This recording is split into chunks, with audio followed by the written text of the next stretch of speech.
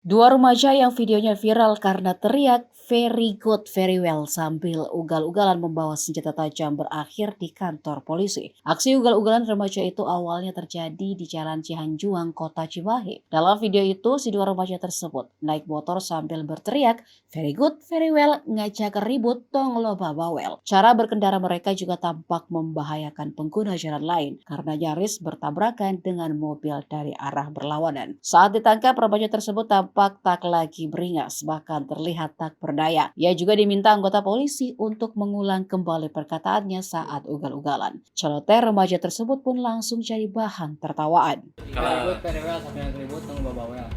Itu yang Mobilnya kita? very good, very well, sakit rek ribut tong bawa well. Well. Backlight. Rohman, awas Rohman.